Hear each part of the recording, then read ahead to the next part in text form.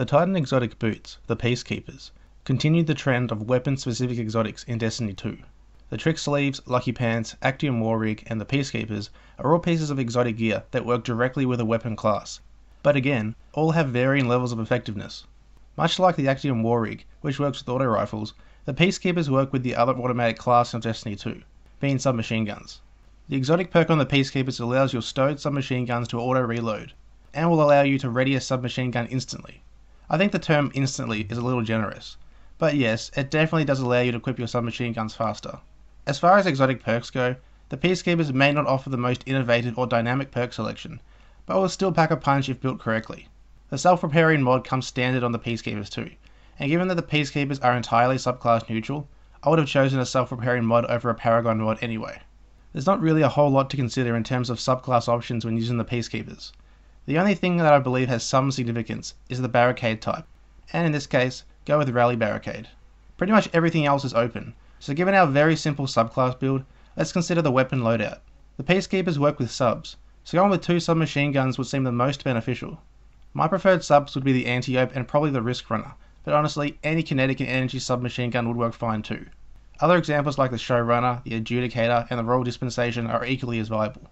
Alright, places to use the Peacekeepers with a double submachine gun build. Probably not the Crucible. Submachine guns are decent in their own right in PvP, but running dual submachine guns in that environment is an extremely aggressive approach. I personally like to run a single submachine gun in PvP, like the Anti-Ope or the Adjudicator, but usually with a Scout or auto rifle in the energy weapon slot, such as the Mannanan or Uriel's Gift. Despite running a single sub in the Crucible, I don't believe that really justifies using the Peacekeepers just for that. Getting the faster handling and free reload while stowed is obviously great, but when you could be using something like the Syntheseps or Crest of Alpha Lupi in the Crucible, go with one of those. In short, if you do like to run with 2 subs in the Crucible, firstly, good on you, and secondly, the Peacekeepers will serve you very well.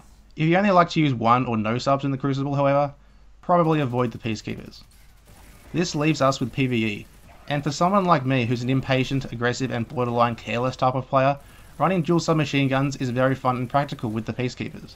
Both of your submachine guns will equip very quickly and will auto-reload when stowed, and the frequency at which they auto-reload is quite impressive.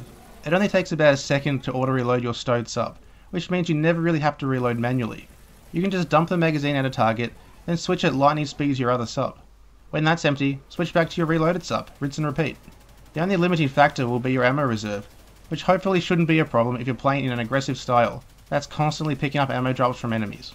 This method of flip-flopping subs works well against all factions, but the Risk Runner sub is the real seller against certain factions like the Taken, the Hive, and the Fallen. Since a common element of attack by these factions is arc damage, getting the Arc Conductor perk on Risk Runner to trigger from incoming arc damage will briefly grant you a near endless supply of ammo in that gun, which can be further extended by chaining kills or receiving more arc damage.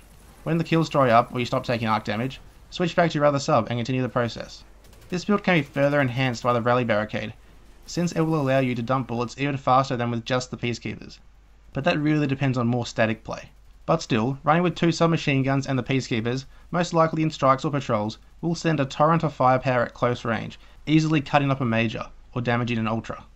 So to finish up, if you have the Peacekeepers, try the dual sub build, constantly cycle between your guns so you never have to reload, and go wreak havoc in the strike playlist or public events. So what do you guys think of the Peacekeepers? Are they as decent as I'm making them sound, or are they trash? Let me know in the comment section below. Thanks for watching, guys.